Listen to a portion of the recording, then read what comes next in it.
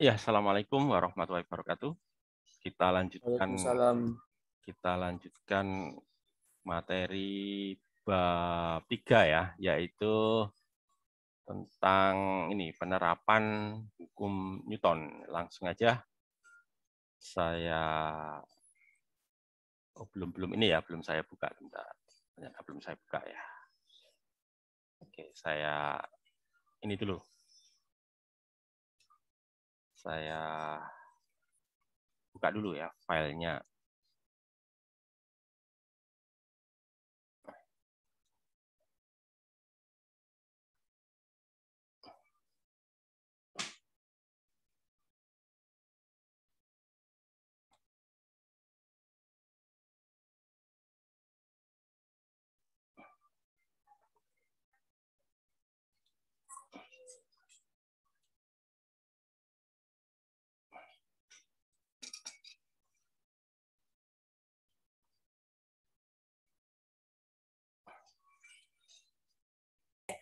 Si apa?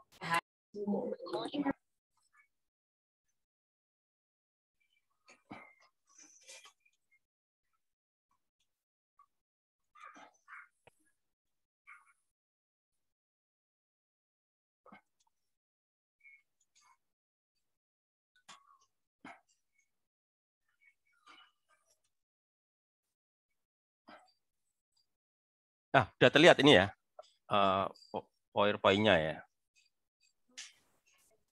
Sudah, Pak. Udah, oke.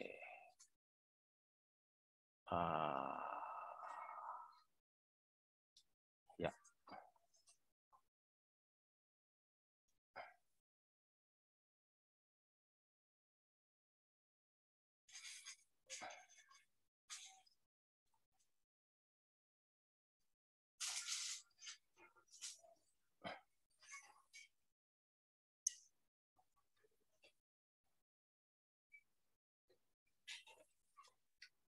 Jadi berikutnya tentang penerapan dari hukum Newton ya, hukum 1, 2, 3 yang sudah kita bahas minggu lalu ya. Sekarang penerapannya pada problem dinamika itu bagaimana gitu ya.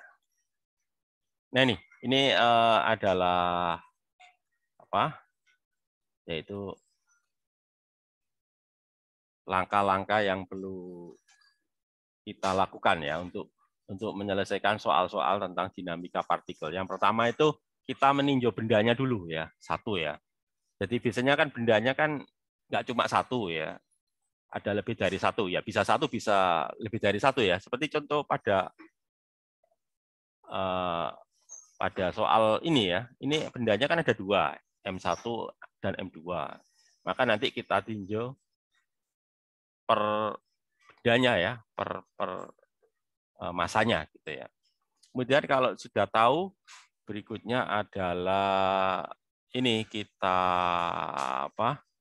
kita gambarkan gaya-gaya yang bekerja pada setiap benda gitu ya. Itu yang kedua. Kemudian selanjutnya baru kita lakukan resultannya ya untuk menentukan berapa percepatannya.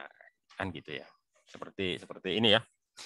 Ini kan kalau di contoh soal ini kan ada dua balok ya, yang diikat sama tali terus ditarik dengan gaya F ke arah kanan gitu kan. Nanti kita tinjau masing-masing. Jadi katakanlah ini ya berikutnya. Nah ini kita tinjau dulu yang benda 1 atau M1 gitu ya. Jadi ada berapa gaya pada M1?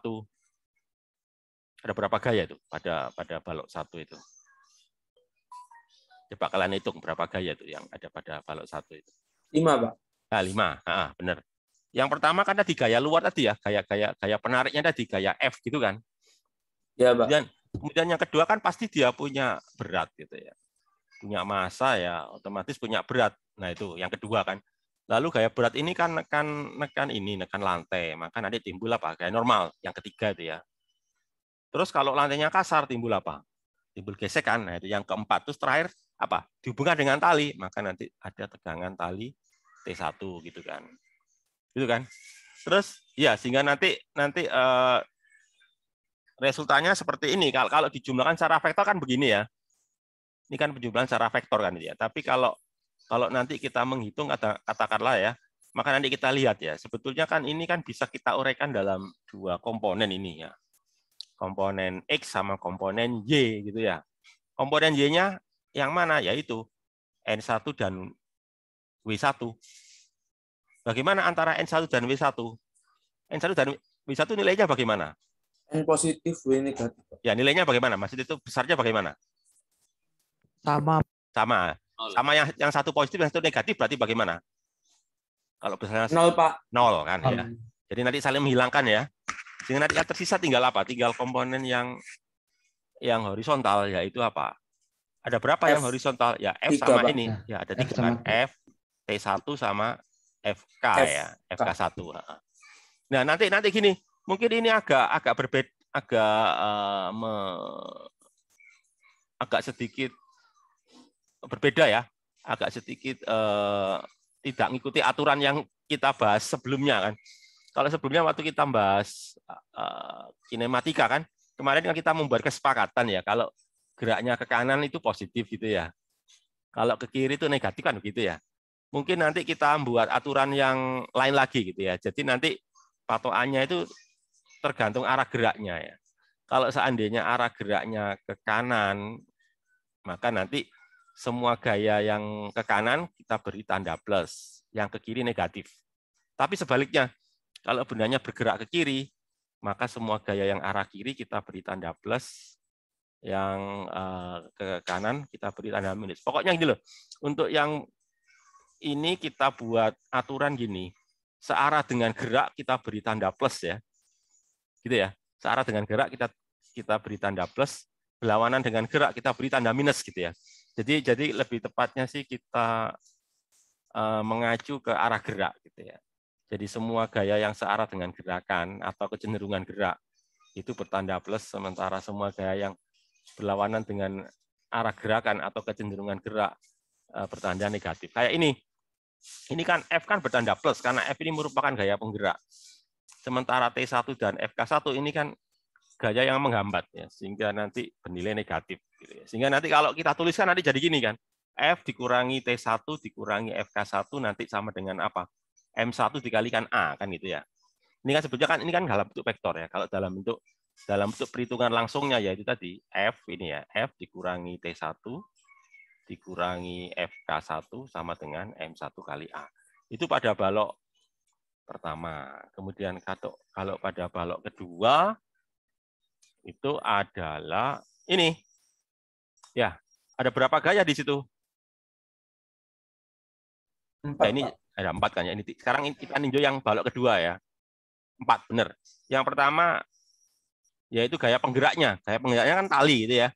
Karena dia dihubungkan tali dengan balok 1, maka nanti penggeraknya adalah T2 gitu ya. Terus seperti kayak balok 1 tadi kan dia punya berat. Nanti gaya beratnya diimbangi oleh gaya normal sebagai gaya reaksi ya. Lalu ada gesekan karena lantainya kasar. Sehingga nanti karena seperti pada balok 1 tadi, maka nanti antara berat sama gaya normal itu saling menghilangkan ya. Sehingga nanti yang tersisa tinggal ini kan, T2 dikurangi ini kan, dikurangi FK2 nanti sama dengan apa? M2 kali A kan gitu ya. Jadi nanti itu. Nanti hasil akhirnya gitu ya, tinggal 2 gaya kan. Soalnya yang arah vertikal saling menghilangkan. Ya itu. Nah, kemudian, nah ini kalau ditinjau secara keseluruhan ini ya. Ini langsung ditinjau secara keseluruhan. Jadi ditinjau, kalau tadi kan kita meninjaunya per balok ya, ini untuk sistem secara keseluruhan gitu ya. Jadi kalau pakai seperti ini kan berarti kan sistem secara keseluruhan ini ya. Ini kan, ini kan pada apa ini? Yang suku sebelah kiri ini kan pada balok 1 ya.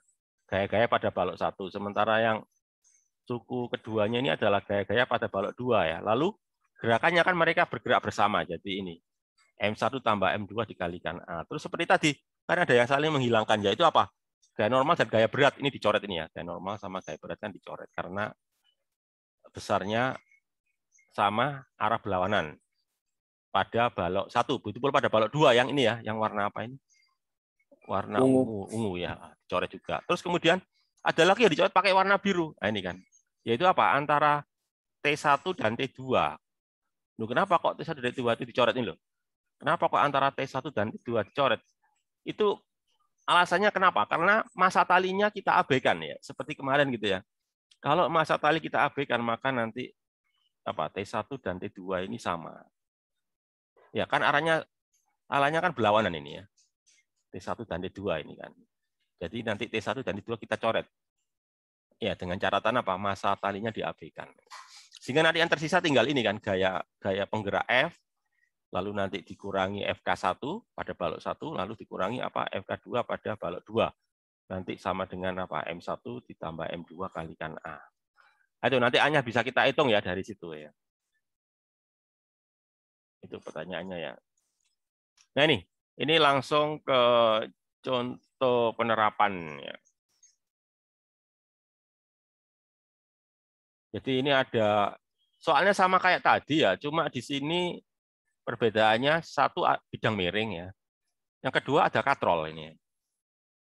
Ini ya, M1-nya 15 kg.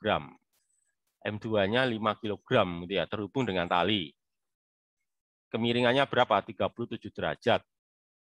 Terus M2 ini dikenai gaya ya. Jadi ini ada gaya luar ini ya. Kalau seandainya nggak ada gaya luar, apa terjadi ini ya? Kalau nggak ada gaya luar ya. Kalau kelihatan Turun ke dari bawah sini. Pak M2. Ya, M2-nya ini 5 kilo loh ya. M1-nya 15 kilo. Ini 15 kilo itu. Oh, Ke arah M1. iya kan M1 Pak. Ya, Nah, jadi kalau seandainya nggak ditarik dengan gaya ini loh, gaya luar ini F ya. Yang terjadi kan M1 turun ya, M2-nya kan naik ya. Naik ke bidang miring gitu. Tapi karena ditarik sama gaya F mungkin bisa terjadi imbang ya. Sehingga nanti di sini ditanyakan ini, balok tepat akan bergerak ke kanan. Nih, coba perhatikan ini, ada istilah tepat akan bergerak. Maksudnya apa ini tepat akan bergerak ini? belum bergerak tapi mau Belum bergerak, Pak. mau bergerak. Jadi artinya masih apa? Diam. Masih diam. Artinya nanti kalian gunakan apa? Gaya gesek. Kalian gunakan gaya gesek ini, statis, yang 0,4 ini ya. Koefisien gesek statis. Nah. Ya, yang B pertanyaannya sama, tapi apa? Ke kiri ya. Jadi kebalikannya. Jadi kalau A itu maksudnya itu baloknya itu balok M2 itu turun ya. Ya. Kalau yang B sebaliknya balok M2 itu naik ya. Atau kalau pertanyaan A itu apa? M1-nya itu naik ke atas, Naik. kalau yang B apa? M1-nya turun kan itu Turun. ya. Ya, jadi gini, A dan B ini baloknya itu masih diam. Cuma arahnya, kecenderungan arahnya ya yang saling berlawanan. Kemudian kalau yang pertanyaan C, balok ke kanan dengan kecepatan 0, ini sudah bergerak ini ya. Jadi sebetulnya C ini sama kayak seperti A ya. Cuma bedanya apa? Bedanya antara A sama C ini apa? Yang C sudah bergerak, Pak. Ya, berarti menggunakan apa? Kinetik. Koefisien kinetik. Kinetik ya ini, yang pakai 0,2 gitu ya. Itu bedanya ya. Kemudian kalau yang D ini sama seperti C ya. Kan sama semua persis. Cuma apa? Arahnya ke kiri. Jadi kalau gitu D ini mirip seperti B, cuma apa? D ini sudah bergerak. Ya. Ya ini ya. Ya, sampai di situ bisa dimengerti ya. Apa yang ditanyakan di situ ya. Oke, ini dibahas satu persatu ini. Ini bahasan yang A ini ya. Coba kita lihat dulu. Tadi kan prinsipnya kan kita tinjau per balok ya. Kita tinjau per balok kan gitu ya.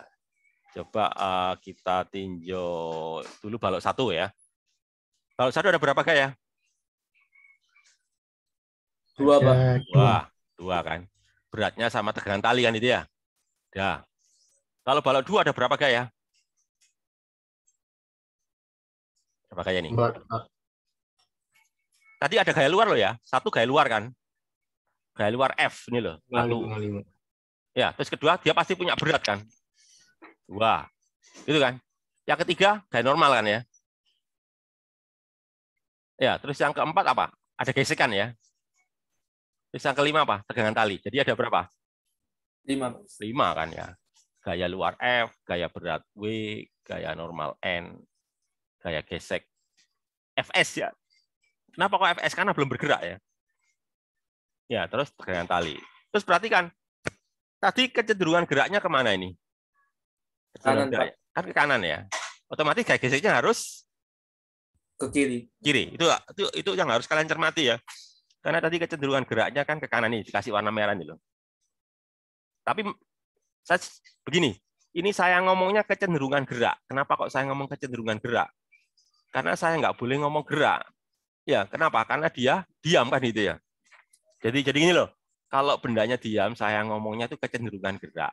Tapi kalau sudah bergerak, ya saya ngomong gerak gitu aja. Jadi gerak itu kalau bendanya sudah bergerak, tapi kalau bendanya masih diam, saya menggunakan istilah apa? Kecenderungan untuk bergerak ya, kecenderungan gerak. Jadi ini ke kanan. Nah itu. Nah, khusus untuk bidang miring nanti semua gaya saya uraikan dalam 2 komponen, yaitu komponen yang sejajar dan komponen yang tegak lurus. Gitu ya. Jadi kalau gayanya itu enggak sejajar dan enggak tegak lurus bidang miring, harus saya uraikan. Misalnya apa? Gaya F kan. Gaya F itu kan enggak sejajar, enggak tegak lurus. Saya uraikan menjadi F cos theta yang sejajar bidang miring sama F sin theta yang apa ini? Yang tegak lurus bidang miring ya. Apalagi yang seperti itu, ini gaya W ya. Gaya W kan gitu harus saya uraikan menjadi ini. W cos theta yang tegak lurus bidang miring sama W sin theta yang sejajar bidang miring. Kalau yang lainnya kan enggak perlu saya uraikan karena sudah sejajar dan sudah tegak lurus. Seperti gaya normal kan pasti tegak lurus ya. Gaya tegangan tali sejajar kan. Gaya gesek juga sejajar, nggak perlu saya uraikan. Pokoknya gaya-gaya yang nggak sejajar dan yang nggak tegak lurus bidang miring harus saya uraikan. Nah itu. Nah sekarang kita tinjau ini balok 2 ya. Gaya arah tegak lurus ya. Gaya-gaya arah tegak lurus pada bidang miring, pada balok 2. Coba kita lihat, ada berapa gaya yang tegak lurus pada bidang balok 2, bidang miring ini? 3 kan. Yang pertama kan gaya normal ya. Iya. Gaya normal ke atas. Ada lagi nih, F sin theta ini loh. Iya. Kan ke atas ya. Gaya normal ke atas, F sin theta ke atas. Ada lagi nih, W cos theta. W cos theta kan ini. Ini kan W, M2G itu kan W kan ya. W2 lah. W2 cos theta ini kan ke bawah ya. Jadi nanti apa itu? 0 ya. Kenapa kok 0? Iya kan geraknya kan tidak arah, gerak baloknya kan tidak arah tegak lurus bidang miring, tapi apa? Sejajar bidang miring. Maka artinya komponen-komponen yang tegak lurus harus 0. Jadi yang ke atas kan N, apalagi yang ke atas F sin theta harus sama dengan yang ke bawah, yaitu apa? W2 cos theta ini kan nanti ini loh. Ini kan yang ke atas, tegak lurus ke atas bidang miring, tegak lurus ke atas bidang miring, yang ini kan tegak lurus ke bawah bidang miring. Sehingga kalau begitu berarti apa? N sama dengan M2G cos theta dikurangi F sin theta. Ini penting loh ya. Kenapa kok saya katakan penting? Memang kalau saya jelaskan gini kalian mengerti ya. Nggak masalah. Kalian pasti ngerti lah saya jelaskan. Yang jadi masalah ketika kalian ketemu soal kayak gini. Kenapa? Karena sering lupa. Lupanya di mana? Biasanya lupanya itu menuliskan N itu sama dengan M2G cos theta. Sudah gitu aja. Tanpa apa? Tanpa dikurangi ini. Nah itu. Kesalahan yang sering terjadi itu. Ya. Jadi artinya mengabaikan faktor dari gaya eksternal. Padahal gaya eksternal itu berperan bisa mengurangi gaya normal ya. Bisa mengurangi gaya normal, bisa juga menambah. Tergantung arah gayanya. Ini kebetulan kan arah gayanya kan ke atas ya. Jadi kalau gayanya ke atas nanti bisa mengurangi gaya normal. Tapi kalau gaya F sin theta-nya ini ke bawah nanti bisa menambah gaya normal. Itu yang sering salah ya. Bahkan banyak itu yang melakukan kesalahan seperti itu ya. Jadi N-nya ditulis gini, M2G cos theta, sudah begitu aja. Itu kan salah itu. Kenapa kok N ini penting? Karena nanti kan digunakan untuk menghitung gaya gesek kan. Gaya gesek itu kan bergantung N ya. Jadi ini perlu saya tekankan ya, karena sering apa itu banyak ya, sangat banyak ya, bahkan lebih dari separuh ya, itu melakukan kesalahan seperti itu. Kemudian berikutnya arah geraknya ya, arah geraknya yaitu ini kan, ada F cos theta ini kan penggeraknya kan ini ada gaya eksternal ini ya. Selain F cos theta juga berat komponen geraknya ini, komponen berat ya. Jadi ada gaya eksternal F cos theta, ada lagi ini W sin theta ini kan, W sin theta ini kan dari beratnya balok kan. Ini kan W sin theta. Terus gaya gesek menghambat ya. Gaya tegangan tali menghambat ya. Terus ada tambahan ini kan penggerak ini loh. Ini kan jadi gini. Kalau yang ini ya mulai dari sini sampai sini ini kan pada balok 2 ya yang ini. Tapi yang ini ya T1 ini kan pada balok 1 ini. Ini sudah digabung ini ya. Gaya pada balok 2 ditambah gaya pada balok 1. Jadi ini tinjauannya langsung sistem ini ya. Langsung sistem gitu ya. Sama dengan 0. Kenapa? Karena kan diam ya. Jadi kalau diam berarti sama dengan 0. Terus T2 dan T1 saya coret. Kenapa ini? Kok T2 dan T1 saya coret? Ini loh. Kenapa beratnya sama, Pak? Ya, karena masanya diabaikan. Ya, masa tali diabaikan, masa katol diabaikan gitu kan ya. Masa tali diabaikan, masa katol diabaikan sehingga nanti apa? T1 dan T2 sama. Enggak saya coret sehingga nanti tinggal ini kan. F cos theta, W2 sin theta, terus mu S kalikan N gitu terus ini kan. M1. Terus jangan lupa N-nya itu ini kan itu ya, ini. Tadi sudah saya ingatkan ya. Biasanya banyak dulu ya kakak tingkat kalian itu salah lebih dari separuh ya. Itu salah karena tidak memasukkan ini loh. Jadi cukup ini ya. Nah, makanya ini udah diluruskan ini ya, benar ya. N-nya itu sama dengan ini kan. Nah, ini. Ini nanti apa sama dengan 0. Sehingga nanti bisa kita cari ya berapa pertanyaannya tadi ya. Tanya apa tadi? Oh, F dan tegangan tali ya. Jadi nanti dari persamaan ini kan kita bisa menentukan berapa F-nya ya dengan cara dikumpulkan ini. F ini dan F ini dikumpulkan gitu kan. Kalau F sudah tahu, kan saya bisa nyari tegangan talinya lewat ini kan, lewat balok 1 ini kan ya. Ya, tegangan talinya sama dengan apa? Ya sama dengan M1 kali G, otomatis T1 dan T2 kan sama kan itu. Ya, kalau tegangan talinya bisa langsung dihitung ya. Soalnya kan diam itu. Itu. Kemudian sebaliknya sekarang ya. Sekarang kalau kecenderungan geraknya sebaliknya ya, yaitu tidak ke kanan tapi ke kiri. Nah, kayak gini. Apa yang berbeda di sini? Perhatikan gaya geseknya. Kalau tadi kan gaya geseknya kan ke mana tadi? Tadi loh. Tadi kan ini loh, gaya geseknya kan ke ini ya. FS-nya itu loh. Berhubung ini gini, maka nanti FS-nya nanti jadi gini nanti. Nah, ini kan ya. Jadi itu yang harus kalian cermati ya, bahwa Fs itu selalu berlawanan dengan kecenderungan gerak. Kalau yang lainnya kan sama ya, nggak berubah kan yang lainnya ya. Jadi yang berubah hanya gaya geseknya aja gitu ya. Nah ini kan sama ya, dan normalnya sama. Ya. Terus tadi kan sudah saya ini ya, tadi sudah saya jelaskan ya. Jadi kita membuat aturan tanda yang baru ya. Jadi aturan tanda itu gini, kalau searah dengan gerak atau kecenderungan gerak, tanda gayanya plus, gitu ya. Kalau berlawanan dengan kecenderungan gerak, tanda minus. Makanya itu ya.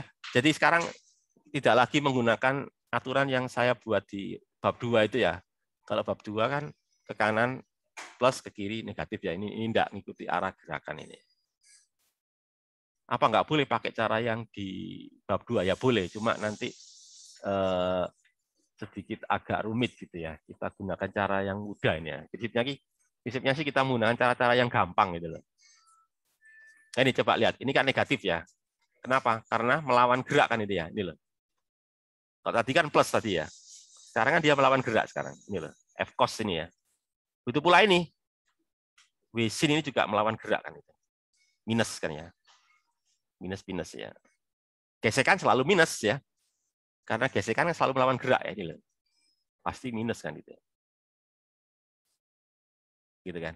Sehingga satu-satunya yang positif kan ini ya, T2 ini kan ya. T2 jadi semuanya negatif. Jadi yang positif cuma T2 ya. Jadi beda dengan tadi gitu ya. Kemudian ini ya. Kalau ini balok 1 berarti yang positif kan beratnya dia ya. beratnya positif, tegangan tali negatif. Berlawanan dengan yang tadi gitu ya. Nah ini kan. Ya, jadi tegangan tali T1 negatif, beratnya balok positif karena salah dengan gerakan gitu ya. Lalu 0 karena nggak bergerak.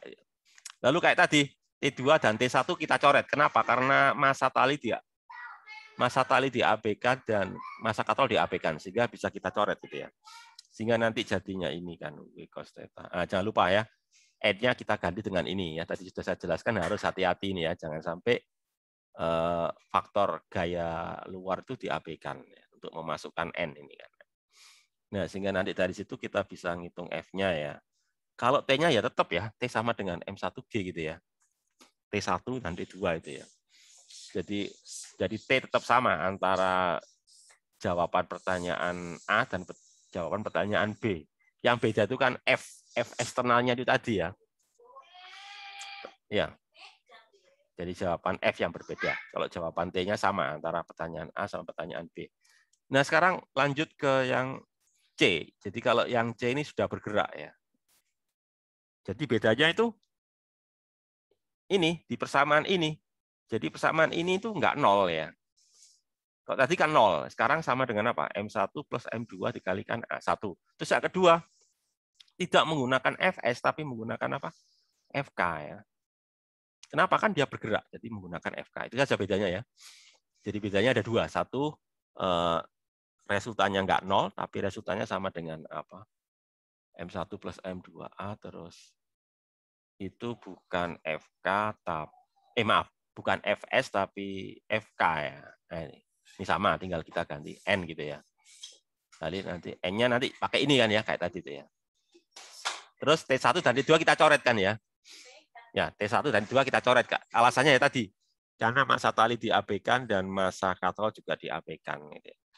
Sehingga nanti jadinya ini, tinggal kita masukkan A-nya berapa? A-nya 0,5 ya. Masukkan ke sini nanti kita bisa tentukan ya berapa F-nya. Kalau nyari tegangan tali bagaimana? Sekarang tegangan talinya apakah sama dengan M1 kali G? Kalau pertanyaan A dan B tadi kan T-nya sama dengan M1 kali G ya. Kalau yang pertanyaan C ini bagaimana? Apakah tegangan talinya sama dengan M1G? Jawabannya iya apa enggak? Enggak, Pak. Ya, benar. Enggak ya. Yang benar gimana itu, Anin? Ada unsur percepatan. Ya, iya, kan harus ditambah ya, Pak? Ini kan? Iya. Iya, percepatan ini kan gitu ya. Iya, jadi gitu. Jadi gini, untuk menghitung tegangan tali itu kita coba lihat ini. Lihat gerakan dari balok satu kan. Balok satu geraknya kemana ini? Balok satu geraknya kemana? Ke atas, Pak. Ke atas kan gitu loh. Ini kan gini kan ya. Balok satu ke atas. Berarti yang besar mana? T1 apa W1 kalau ke atas itu? T1, Pak. T1 kan itu ya. Ya, jadi T1 lebih besar dari, jadi nanti gini, T1 dikurangi W1 sama dengan M1 kali A kan itu ya. Itu kan. T1 dikurangi T1 dikurangi W1 sama dengan M1 kali A kan ya. Atau kalau gitu apa? T1 sama dengan apa? W1 ditambah M1 kali A kan itu ya. Jadi nggak sama. Jadi T1 sama dengan W1 tapi ada tambahan ya. Tambahan apa? M1 kalikan A. Itu. Jadi lebih besar ya dari kalau dia diam. Nah, terus yang terakhir ya, yaitu yang pertanyaan D lah ini. Ini D ya benar ya. Nah, kalau yang D sebaliknya ya. Jadi kalau yang D ini balok satu turun ini. Nah, ini sama kayak pertanyaan yang B tadi gitu ya. Bedanya hanya apa? Enggak 0 ya. Ini kan enggak 0 ya. Terus yang kedua apa? Gaya geseknya tidak lagi gaya gesek statis tapi kinetis ini ya. Nah, ini kan. Ya. Jadi ini kayak pertanyaan C tadi cuma ininya enggak 0 tapi apa? M1 tambah M2A. Terus yang kedua ini bukan Fs tapi apa? Fk. Fk-nya mu K kali N. N-nya nanti ini kan itu ya. Nah, nanti kayak gini nih. Ya, T2, T1 coret kan itu ya. Nah, nanti kayak gini. Nanti dari sini kita bisa ngitung F. Kemudian kalau T1-nya bagaimana? Kalau tadi waktu pertanyaan C tadi kan T1-nya besar ya. Lebih besar dari W1. Kalau yang sekarang gimana nih T1-nya? W1 min T1 Nah, sama benar. dengan Nah, M kali A. ya, jadi lebih kecil kan ya? Lebih kecil dari W1. Soalnya kan W1 kurangi T1 sama dengan M1 kali A kan itu ya. Berarti kalau itu apa? T1 sama dengan W1 dikurangi kan itu ya. Dikurangi M1 kali A. Jadi kalau yang ini sebaliknya, T1-nya malah lebih kecil dari W1 gitu ya. Oke, itu. Terus berikutnya. Nah, ini berikutnya lebih banyak ke ini pertanyaan-pertanyaan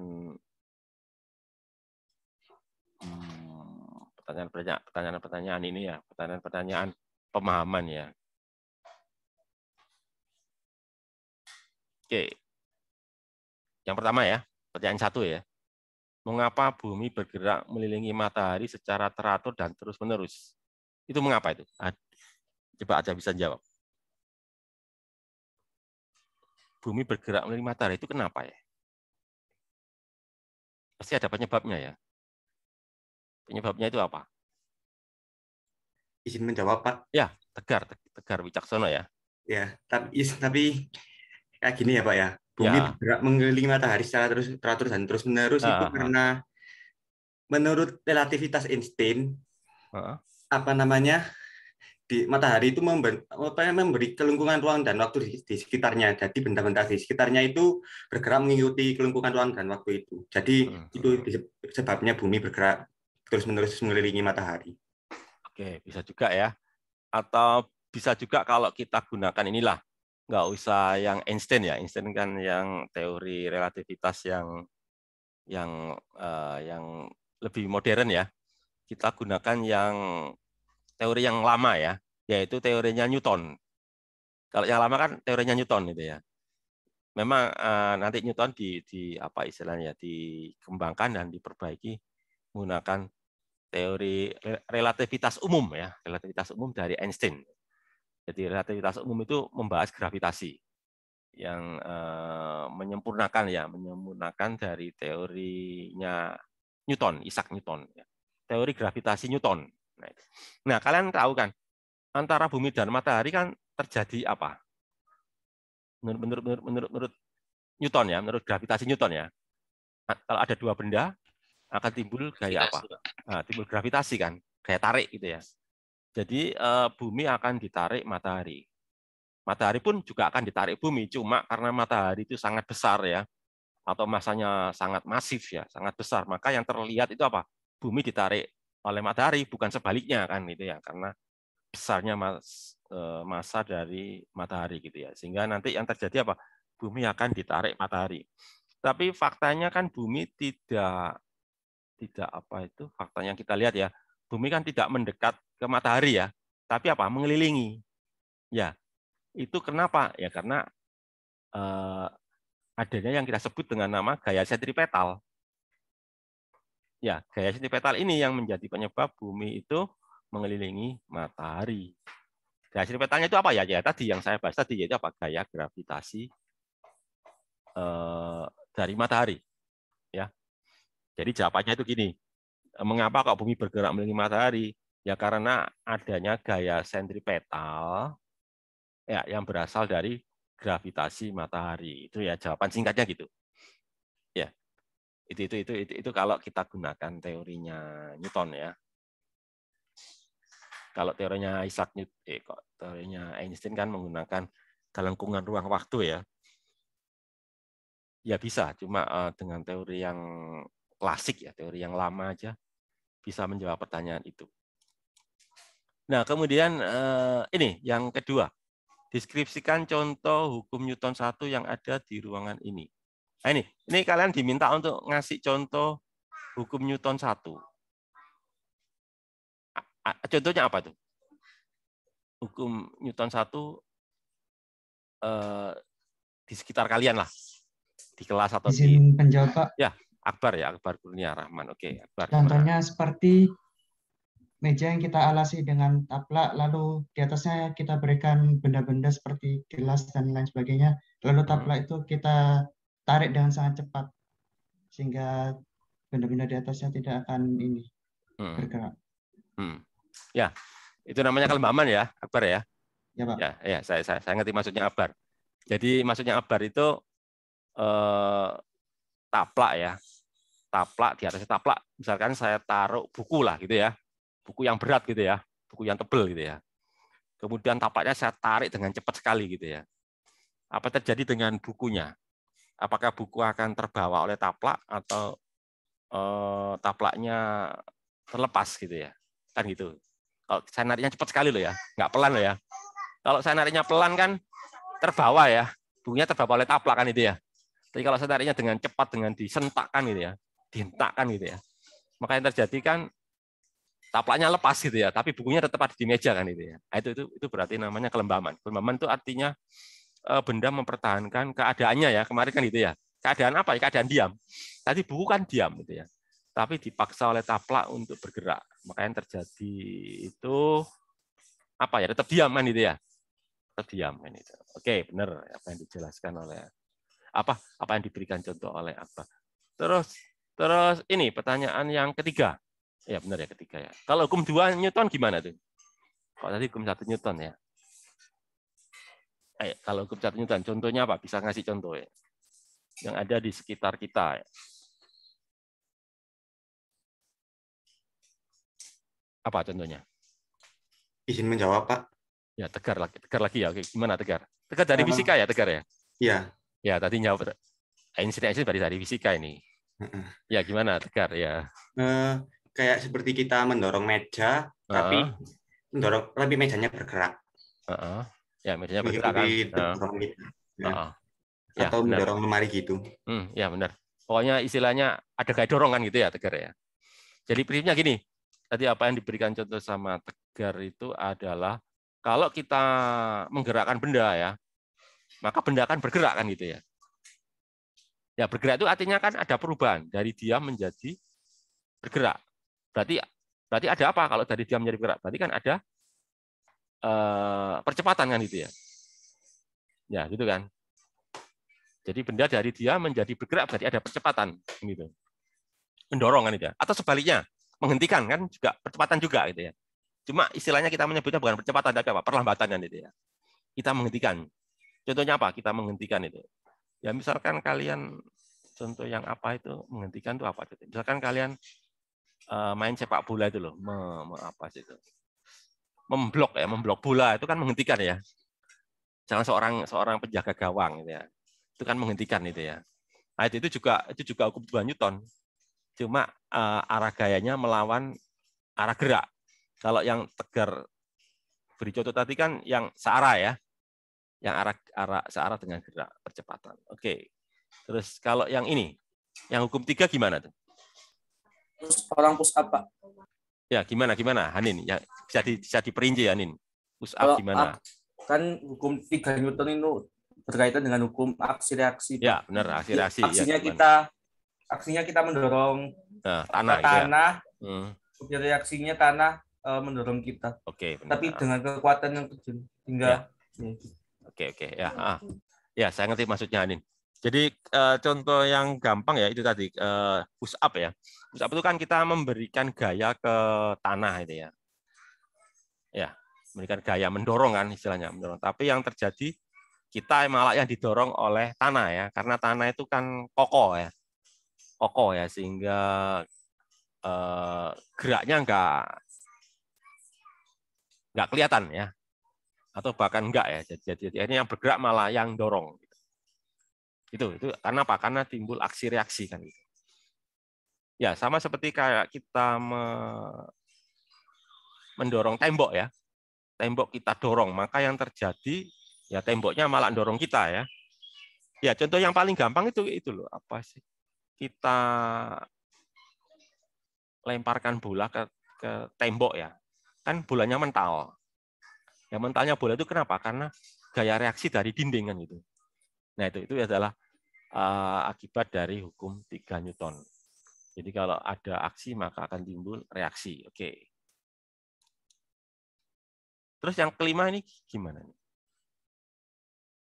Bagaimana hukum Newton mempengaruhi kehidupan kita sehari-hari?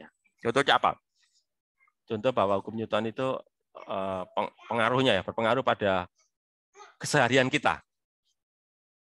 Atau gini lah, ya bisa gimana? Migdan ya. Hukum Newton itu mengaruhi kehidupan sehari-hari. Bahkan Contohnya, setiap saat. Contohnya yang simbol saja seperti yang kita lakukan saat ini, yaitu duduk. Pasti itu sudah mengandung hukum Newton, di mana kita mengalami mempunyai berat dan normal, ya. Ada reaksi dari alas normal sehingga kita bisa duduk di tempat itu gitu.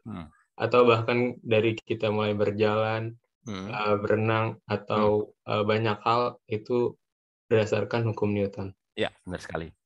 Benar sekali apa yang disampaikan Migdam tadi ya. Kita duduk itu kan sebenarnya sudah hukum Newton kan ya, hukum aksi reaksi kan itu ya. Hukum aksi reaksi termasuk benar tadi. Contoh yang bagus tadi disampaikan oleh Migdam ya. Kita jalan itu kan hukum Newton itu. Jadi kalian nggak akan bisa jalan kalau nggak ada reaksi gitu ya. Jadi gini loh, mungkin kalian belum nyadar ya. Jadi kita berjalan itu sebetulnya itu dibantu oleh gaya reaksi ya. Gaya reaksi yang menyebabkan kita bisa berjalan. Apa itu gaya reaksinya? Yaitu gaya gesek. Jadi saya boleh mengatakan ini, kita bisa berjalan karena ada gaya gesek. Ya, apa benar seperti itu? Ya coba kalian bisa nggak jalan di lantai yang licin? Pernah nggak nyoba jalan di lantai yang licin? Licin sekali ya? Susah, Pak. Susah ya, bukannya nggak bisa, tapi susah kan, harus hati-hati kan. Nah, itu. Tapi kalau lantainya sangat kasar kan berjalan itu kan gampang ya. Jadi gini, kita bisa berjalan tuh karena ada gaya gesek. Kayak gitu. Sama seperti tadi berenang tadi ya. Kita berenang itu apa sih yang kalian lakukan ketika kalian berenang? Tangan kalian bagaimana untuk bergerak loh saat berenang? Apa yang kalian lakukan pada saat kalian berenang dengan tangan kalian? Dan tangan kalian dorongkan ke belakang kan ya? Ya, dorong ke belakang kan. Tapi yang terjadi apa?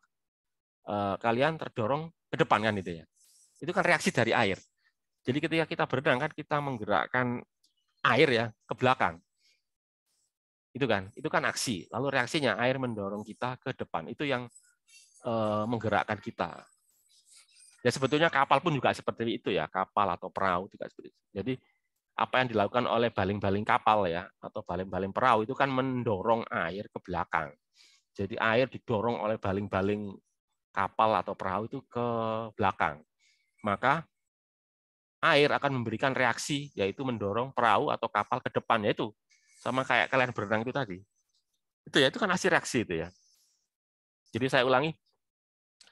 Jadi kita berjalan, kita bisa bergerak maju berenang atau kapal atau perahu ya.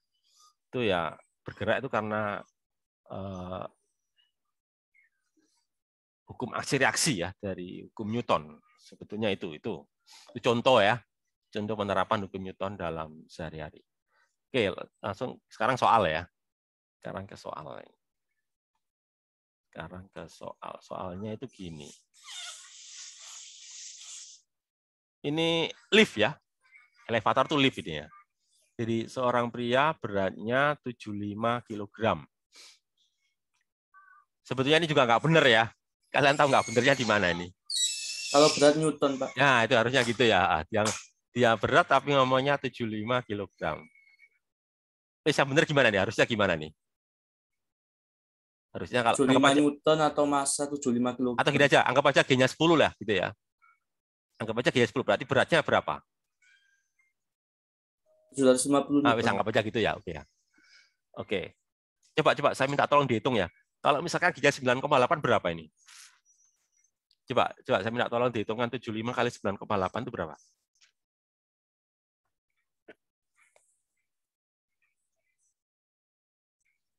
So, nanti berkaitan 735. 735 ya ini ya. 735 ya, 735 ya, Newton ya, oke. 735 Newton ya, oke. Sekarang pertanyaannya ini ya. Bila elevator atau lift ya bergerak ke atas, percepatannya 120 meter per detik kuadrat ya. Berapa angka yang ditunjukkan oleh timbangan gitu ya. Kemudian kalau yang B ini bergerak ke atas juga ya, tapi dengan kecepatan konstan 11 meter per detik kuadrat. Nah, katakanlah gini. Tadi sudah dihitung sama Anin berapa beratnya orang tersebut kalau pakai 9,8 tadi 735 ya. Iya, oke. Pak. Itu kan posisi diam ya. Sekarang kalau posisi liftnya itu bergerak ke atas dengan percepatan 120 meter per detik kuadrat. Berapa angka yang ditunjukkan oleh timbangan tersebut? Kalau diam kan 735 ya. Itu kan posisi diam, Newton. Jadi ketika liftnya diam, itu timbang badan menunjukkan angka 735 Newton, katakanlah gitu ya. Nah sekarang kalau posisi liftnya itu bergerak dengan percepatan 120 meter per detik ke atas, itu nanti angka yang ditunjukkan oleh timbangan itu bagaimana? Apakah sama dengan 735 Newton? Ya, apakah sama dengan Beda. Beda. Kalau beda itu lebih besar atau lebih kecil? Apakah lebih besar dari 735 Newton atau di bawahnya 735 Newton? Di bawahnya, Pak. Di bawahnya. Nah, coba ya kita cermati ya. Jadi gini, perlu kalian ketahui ya, mungkin ada yang belum tahu ya. Jadi angka yang ditunjukkan oleh timbangan berat badan kan biasanya kan timbangan berat badan itu kan kita injak ya. Gitu kan? Kita injak kan dia ya. Nah, ketika kita menginjak kan kita memberikan aksi. Karena kita punya berat kan ya. Kita punya berat, kita memberikan aksi. Maka nanti akan timbul reaksi dari timbangan tersebut ya. Jadi sebetulnya angka yang ditunjukkan oleh timbangan ya, itu sebetulnya mengukur gaya reaksinya. Ya, gaya reaksinya itu berarti apa? Kan gaya normal. Gitu, itu yang perlu kalian ketahui ya. Jadi sebetulnya angka yang ditunjukkan oleh timbangan berat badan ya, itu adalah gaya normal yang diukur itu ya. Sebetulnya gaya normal, bukan gaya berat loh ya.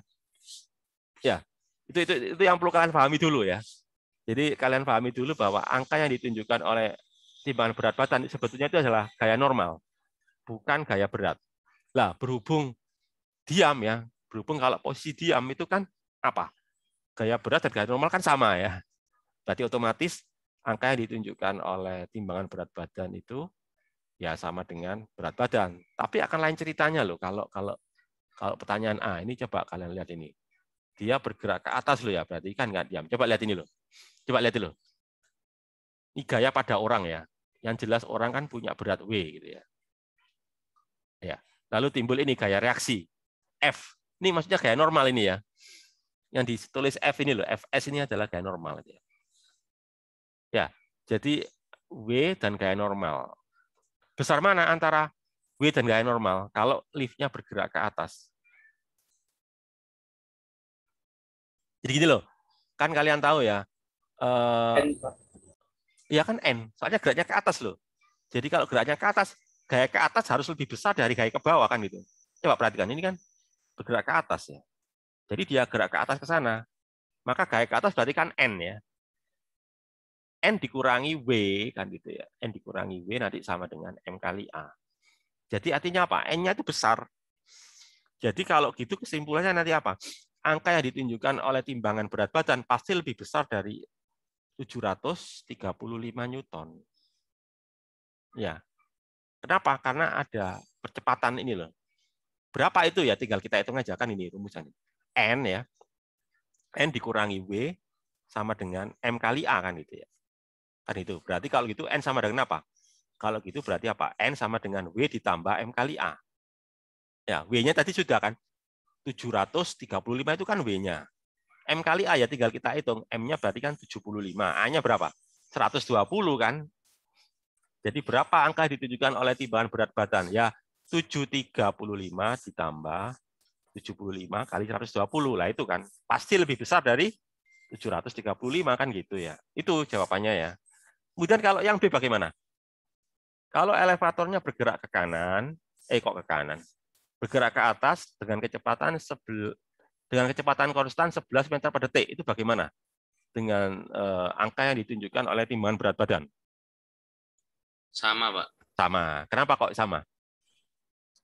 Karena tidak ada percepatan. Iya, benar sekali, itu jawabannya. Karena nggak ada percepatan, kan kecepatan konstan kan itu ya. Ya. Jadi bukan bergerak ke atasnya yang penting itu. Jadi yang penting itu bukan bergerak ke atas, tapi percepatannya kan meskipun dia bergerak ke atas karena kecepatan konstan ya 0, berarti kan sama. Nah, sekarang kalau udah ada jawabannya ya, ini loh. Nah, ini loh, udah dijawab ini ya. Ini 825 Newton ya, oke. Tadi udah saya jawab tadi ya. Pertanyaan 6 tadi, pertanyaan 6. Ada pertanyaan. Gimana? Silakan, Mikdam. Yang percepatan di M yang tadi yang nomor A itu, ya gimana? Itu percepatannya ada relatif sama percepatan bumi, tidak, Pak?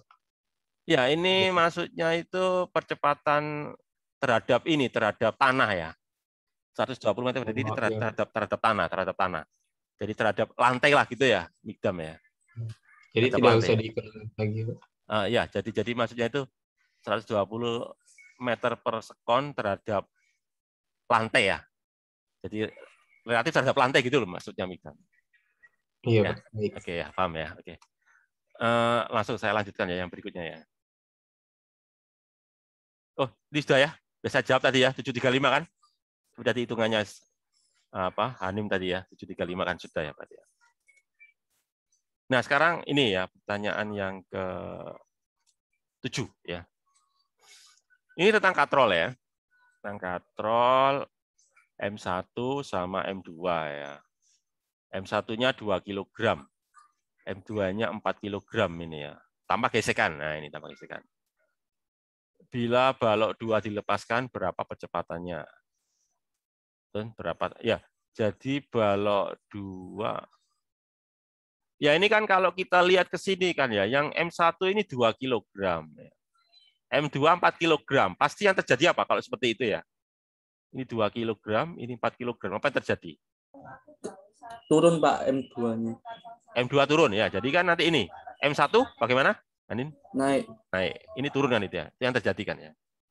Pertanyaannya adalah percepatannya berapa ya masing-masing. Terus yang kedua tegangan talinya. Nah, gitu.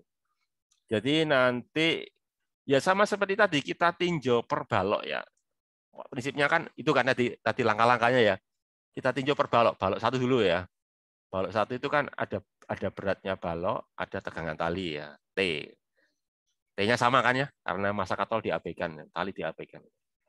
Pada balok 2 juga sama ya. Ada Ada W2 juga ada T gitu ya. T-nya sama. Gitu kan. Sehingga sekarang yang harus hati-hati itu masalah gerakannya ya. Kalau balok 1 di sini pasti gerakannya naik ya karena dia ringan ya. Sementara balok 2 yang lebih berat dia akan turun. Nah itu. Jadi ini adalah apa ini? Tinjauan pada ini pada balok 2 ini ya. Tinjauan pada balok 2, ini tinjauan pada balok 1 gitu ya. Ini kan. Tinjauan pada balok 1 ya. Ya, lalu kita tambahkan ya. Jadi ketika kita tambahkan nanti kan T-nya coret kan. Kenapa? Karena arah T-nya apa? Yang apa itu yang pada berlawanan ya, berlawanan dengan gerakan gitu loh maksudnya ya. Kalau pada balok 2 kan dia melawan gerakan, tapi pada balok 1 dia searah gerakan kan itu ya. Jadi kita ngomongnya searah gerakan berlawanan dengan gerakan kan itu ya. Soalnya gerakannya kan berlawanan arah itu antara balok 1 dan balok 2 ya. Jadi kita ikuti aja arah gerakan dari sistemnya ya.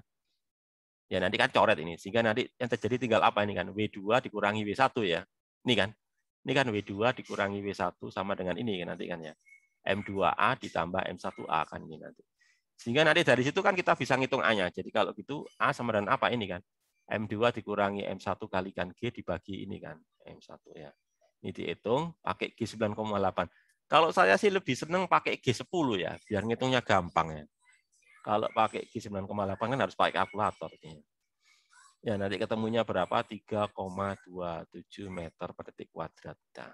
Nah itu ya, itu percepatan.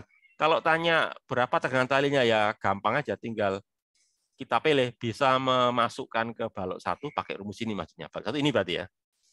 Bisa menggunakan persamaan pada balok 1, bisa juga pada balok 2, terserah. Tinggal kalian pilih. Sepertinya ini pakai persamaan pada balok 1 ya. Lebih gampang soalnya ya. Ini jadi T dikurangi ini kan. 2 kali 9,8 beratnya balok 1 ya. Sama dengan tadi percepatan dari balok 1. Balok 1 masanya kan 2. Tadi percepatannya berapa? 3,27 ya. Sehingga nanti ketemu berapa ini? 13,06 ya. Lalu T-nya berapa kan? Nanti T-nya kan tinggal kita hitung aja ya. Berapa? 2 kali 3,27 itu berapa ya? 6, kayaknya salah ini ya. Wah, ini salah ini enggak. Ya, Pak, salah, Pak. Iya, wis enggak benar ya. Ya, ini jadi harusnya berapa? 6, berapa ya? Ya ini salah ini. Jadi nanti kan ini dikali, lalu tambahkan dengan ini kan ya. Kan nanti T-nya ini. Jadi kalikan ini, tambahkan ini, itu adalah T-nya. Ini salah nih. Oke, enggak apa-apa, sudah saya beritahu salahnya di mana ya.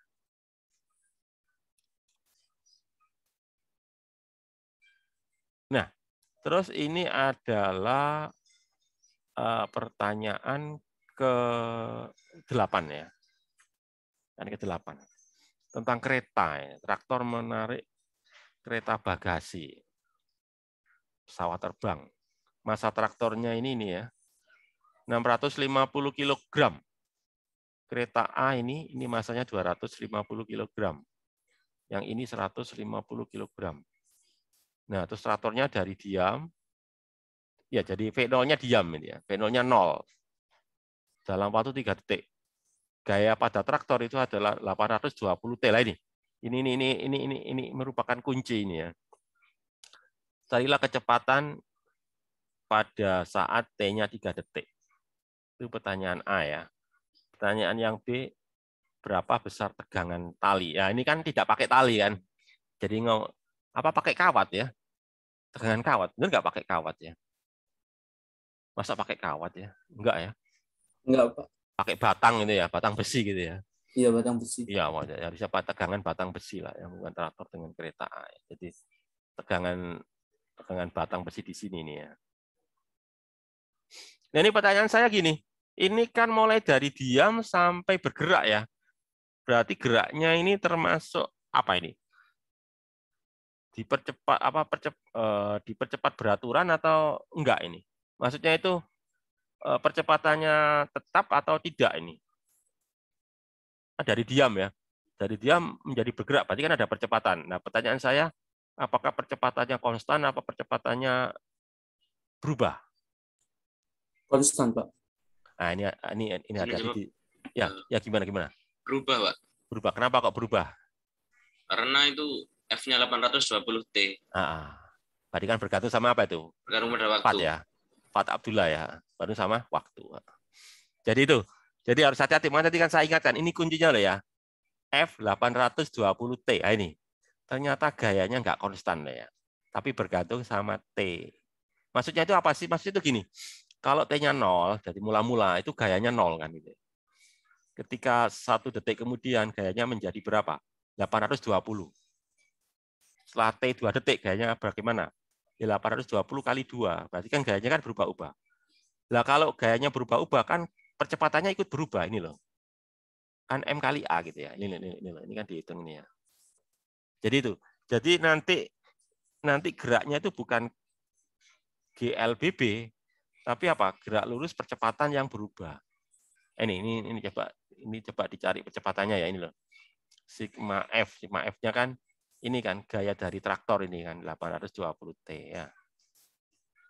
Ini nggak ada gesekannya ya sepertinya ya. Enggak, Pak. Iya, tanpa gesekan. Iya. Ya berarti tanpa gesekan ya. Kan gaya-gayanya kan ini kan saling menghilangkan ini ya antara W sama N ini ya. Ya, ini W dan N pada traktor, ini W dan N pada bagasi A. Ya, ini W dan B pada bagasi B, kan saling menghilangkan ya. Iya, berarti ini. Terus ini kan ditambahkan semuanya ya.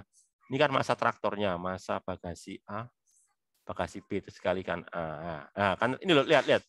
Ini kan A-nya bergantung T ini loh. A berapa? 0,7809 T ya, ini ada T-nya kan. Itu berarti A-nya nggak konstan. Jadi nilai A bergantung sama T. Terus Itu ya. Terus apa yang ditanyakan? Kecepatan. Nah, kalau gitu berarti gimana ngitung kecepatannya? Ya prinsipnya gini. Kalau dari apa? Dari percepatan nyari kecepatan itu, atau gini loh, sebentar ya, mungkin biar kalian nggak bingung ya. Kan kalau di bab 2 kemarin ya, kan saya jelaskan ya, besaran kinematika yang pertama itu kan posisi gitu ya, gitu kan ya. Perubahan posisi terhadap waktu itu namanya apa? Perubahan posisi terhadap waktu itu namanya apa? Kecepatan ya. Ya, kalau kecepatan ada dua, ada kecepatan rata-rata, ada kecepatan sesaat. Kecepatan sesaat itu apa? Kan limit ya. Limit dari perubahan posisi terhadap waktu ya. Berarti kan limit delta X per delta T. Ya, kalau di matematika itu, kalau limit mendekati 0 itu kan nanti menjadi D ya. Dx per dt. Apa dx per dt itu kalau di matematika itu istilahnya apa itu? Dx per dt. Turunan, Pak. Turunan. Nah, benar sekali, turunan. Benar apa yang dikatakan Hanyati, turunan kan ya. Jadi ini prinsipnya ya. Jadi kesimpulannya itu kecepatan itu adalah turunan dari posisi. Gitu ya. Terus ada lagi percepatan. Kalau percepatan bagaimana? Kecepatan itu kan, kecepatan. Ya, itu jawabannya ya. Jadi gini, jadi kesimpulannya ini loh. Kalau saya tahu posisi ya, saya tahu posisi, ditanyakan kecepatan, berarti harus kita apakan itu? Kita turunkan kan? Turunkan. Ya? Kalau ditanyakan lagi percepatan, berarti kita apakan? Kita turunkan lagi kan gitu? Ya, gitu kan kesimpulannya ya. Jadi kalau diketahui X posisi, ditanyakan kecepatan, kita turunkan.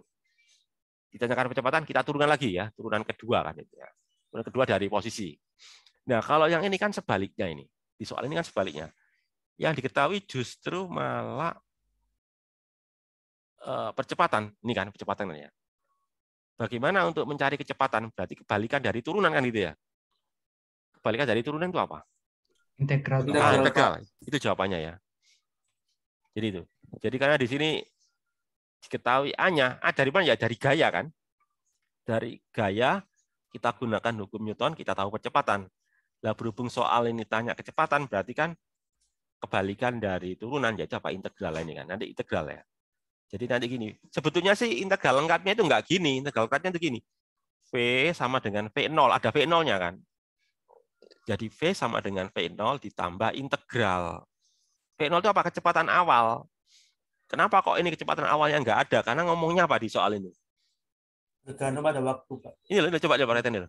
Traktor bergerak dari keadaan apa ini? Diam. Nah, itu jawabannya.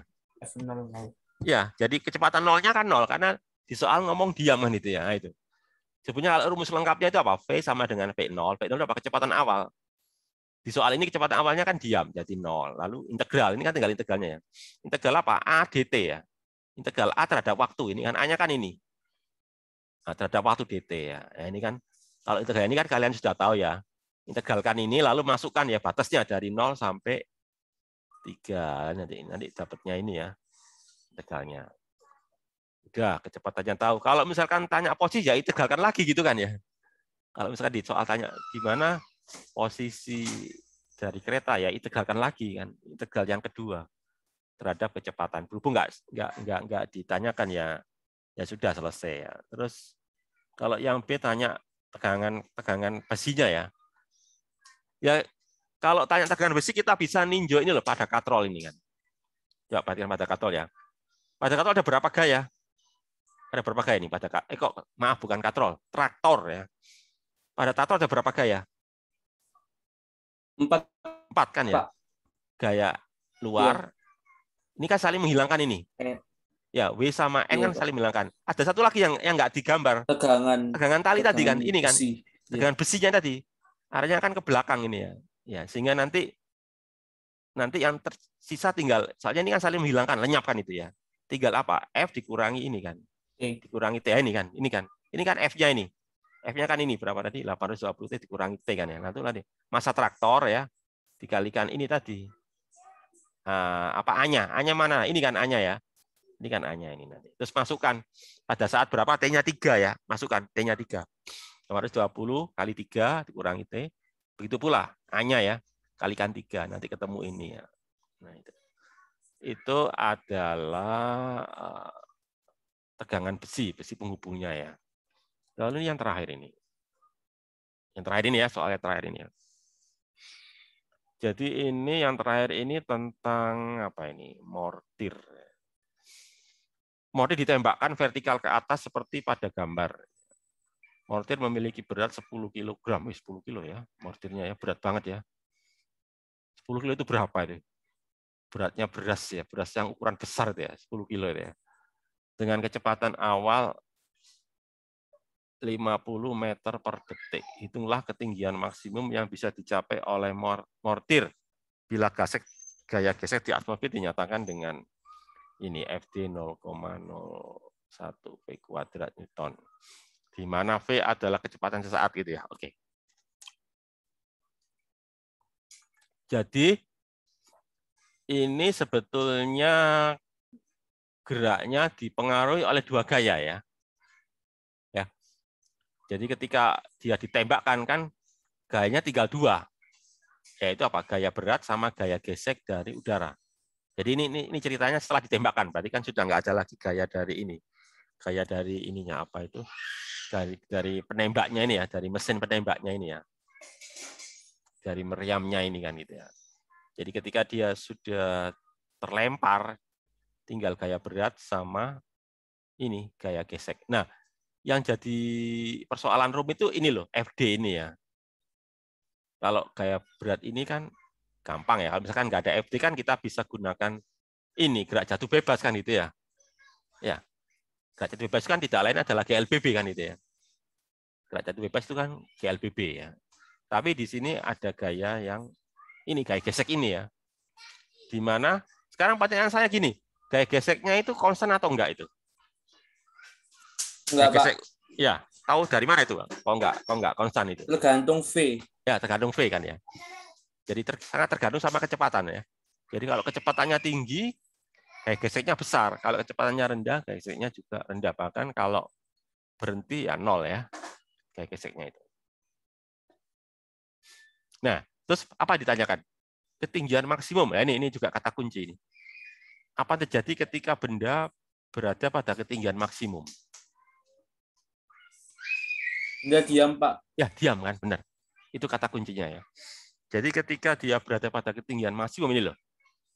Ini kan 0 kan ini ya. V-nya 0. Ini kata kuncinya ini. Ya. Jadi itu. Jadi kita akan hitung ya gerakan dari mortir ini dari dia ditembakkan, berarti kan punya kecepatan awal ya. Sampai dia kecepatannya 0. Itu mau kita hitung ya. Jadi kita mau hitung gerakan dari mortir ini dari kecepatan awal sampai kecepatan 0. Ini kan pakai ini hukum 2 Newton ini ya. Fy max. Ya. F-nya kan ada 2 ini. Gaya gesek sama gaya berat ya. Terus M kali A. A-nya ini Y, vertikal maksudnya itu ya. Ini FD-nya negatif, tahu ya kenapa kok negatif, melawan gerakan. Iya, Pak. Perhatikan gerakannya ke atas kan ya. Gerakan ke atas. Tadi kan kalau yang searah gerakan plus melawan gerakan minus. Ya ini melawan gerakan ini. M kali A. Lalu apa ini? M-nya 10 ya. 10 kg lalu A. Sehingga nanti kalau begitu berarti A-nya itu ini ya. Tinggal kita bagi 10 ini ya. Nih berarti A-nya minus 0,0100 V kuadrat minus. Ya perlambatan kan ini berarti ya. Minus soalnya ya. Nah. Terus berikutnya bagaimana ini menentukan H-nya? Itu kita gunakan rumus ini. Itu gini loh. Sebetulnya ini sama seperti soal kayak GLBB gitu loh. Kalau kalian di soal GLBB ya, A-nya tahu. Gitu ya, A-nya tahu. Terus kalian mencari jarak tempuhnya itu bagaimana? Kalau waktu tidak disebutkan ya. Kalian menggunakan rumus apa? Jadi V kuadrat. Iya, Pak. kuadrat. Iya, benar. Gimana? Gimana, Akbar? Yang ini, Pak. V kuadrat plus 2AS. Iya, benar itu kan. Kan gitu kan. Jadi V sama dengan V0 kuadrat plus 2AS gitu kan ya? Gitu kan? Ya, Pak. VT kuadrat. Ya, VT kuadrat. VT kuadrat sama dengan V0 kuadrat plus 2AS. Berhubung ini gravitasi. Berarti kan A-nya saya ganti minus G ya. Gitu kan? Nanti jadi gini nanti. VT kuadrat sama dengan V0 kuadrat dikurangi 2GH ya. Pakai H ya. S-nya saya ganti H gitu ya. Dan nanti sampai di atas kan apa VT-nya 0. Sebetulnya pakai rumus itu. Itu kalau dia GLBB atau gerak jatuh bebas. Tapi yang jadi masalah kan dia nggak jatuh bebas ya. Sehingga saya gunakan rumus ini. Ya, mungkin kalian tanya, ini sebenarnya rumus apa sih? Ini sebenarnya rumus integral ini ya.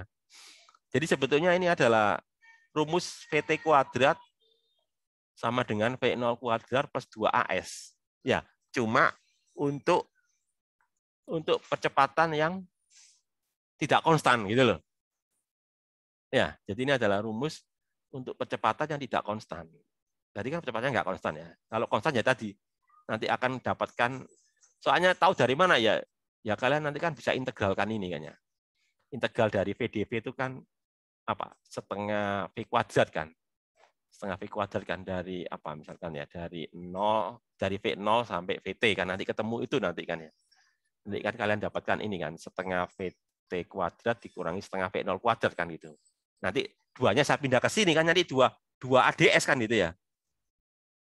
Gitu kan kalau GLBB kan nanti dapatnya gini. Jadi ini nanti jadi apa ini?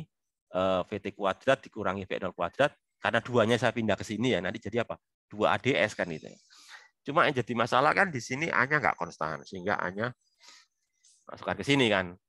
Lalu ini DS, S-nya kan saya ganti Y ya karena vertikal ya. Lalu VdV. Lalu saya integralkan ini. Ini integralnya ya. Ini saya integralkan mulai sebetulnya integralnya ini mungkin apa ya? Harusnya itu iya kok harusnya apa ini? Kok H sampai 0 ya? Harusnya 0 sampai H ya. Kebalik apa Iya, ya? Pak, 0 sampai H. Kayaknya ini saya juga heran kok H sampai 0 sih harusnya kan dari ketinggian 0 sampai ketinggian H ya. Kemudian kalau V-nya ya mulai dari apa ini? Mulai dari V0 sampai kecepatan 0 kan gitu ya. V0-nya itu ini ya 50 ya. Ini kan dari V0 50 sampai 0 kan itu. Ini benar ini. Dari ini mungkin ini yang perlu di ini ya. Jadi itu ya. Jadi nanti integral kayak gini nih. Nah, kalau sudah gini persoalan matematika ini ya. Gimana nih kalau kalian dapat soal matematika kayak gini ini gimana caranya ngerjakannya nih? Integral kayak gini nih. Kalkulus ini ya. Ini integral ini loh. Integral apa ini? Integral VdV katakanlah ya VdV per 0,01 V kuadrat plus 9,8. Gimana kalau dapat soal matematika kayak gini ya? Integral gini nih ya. Pak, izin bertanya, Pak. Ya, gimana nih? Nah. Jika misal kan itu sudah dapat nilai A, kemudian kalau misalnya saya ngerjain A itu saya integralin ke V, kemudian kan udah dapat nilai V, kemudian saya integralin lagi biar dapat nilai H. Apakah itu diperbolehkan? Ya, bisa nih. Cuma yang jadi masalah kan terhadap waktu kan, yang kamu integralkan terhadap waktu kan. Ya. Kan saya ngerti maksudnya Anin kan. Kan itu kan pakai integral gini kan. V sama dengan V0 plus A plus integral A dt kan itu ya. Gitu kan maksudnya ya? Iya, Pak. Ya, itu kan sama artinya Hanin menggunakan rumus itu loh, apa itu? Rumus ini. V0 VT sama dengan V0 plus AT kan itu ya. Sama kayak menggunakan rumus itu. Kan bergantung waktu itu. Nah, yang jadi masalah di sini kan tidak ada faktor waktu itu kan. Ya, jadi maksud saya apa yang tadi Hanin kerjakan sebetulnya bisa, cuma nanti jadinya lebih ini, apa itu lebih panjang ya. Bisa cuma lebih panjang. Jadi cara yang cepat itu apa? Jangan melibatkan waktu. Jadi jangan gunakan rumus PT sama dengan V0 plus AT sama rumus satunya lagi apa itu? Itu kan X atau Y ya. YT sama dengan Y0 plus V0T plus setengah T kuadrat kan itu kan melibatkan waktu. Jadi gunakan rumus yang tidak melibatkan waktu yaitu tadi yang disampaikan Akbar tadi apa itu VT kuadrat sama dengan P0 kuadrat plus 2S. Itu lebih cepat. Ya, gitu jawabannya gitu ya. Ini kan tidak melibatkan waktu ini. Kan rumus ini kan ya. Kan tidak ada T-nya kan itu ya. Kan terhadap S itu terhadap Y maksudnya ya. Sama V kecepatan. Ya itu. Ada pertanyaan lagi barangkali? Saya izin bertanya, Pak. Ya, bukan gimana, untuk Pak? yang soal ini, Pak. Soalnya mana? Soal yang katrol. Yang katrol tadi ya? Ya. Ini ya? Kok katrol apa? Lift ya, oke. Yang ini ya? Ya. Yang ini ya? Yaitu kan di soal yang di keterangan pertama kan kecepatannya 120 meter per second. Percepatan itu ya? Ini tahu maksudnya Akbar ya? Kecepatan ini kan ya? Tapi pas di penyelesaiannya kok jadi 1,2, Pak? Kok 1,2 di penyelesaian di sini ya? Iya. 1, yang bawah, Pak. Yang bawah ya. Ini ya? Iya, bukan 120. Oh iya, benar. Ya, kayaknya ada yang nggak beres ini ya. Kayaknya ini maksudnya itu gini. Mungkin ini maksudnya itu bukan meter ini, Akbar. Ini maksudnya itu apa? Sentimeter ini. Kayaknya ini gini maksudnya itu ya. Bukan saya loh ya, Akbar ya. Gini mungkin maksudnya itu ya. Iya. Kalau ini kan benar ya kalau gini ya. Senti ke meter ya. Iya, kalau di 120 saya tadi coba ngitungnya nemu 9.000-an. Iya, benar ya. Jadi ini kayaknya salah soal itu. Bukan salah soal, salah satuan. Itu ya, Akbar ya? Ya, Pak. Ya, salah satuan. Oke, ada lagi pertanyaan? Ya, salah satuan tadi. Udah, cukup, nggak ada ya? Oke, kalau nggak ada, saya akhiri aja. Assalamualaikum warahmatullahi wabarakatuh. Waalaikumsalam. Waalaikumsalam. Terima kasih, Pak. Terima kasih, Pak. Ya, sama-sama. Terima kasih, Bapak.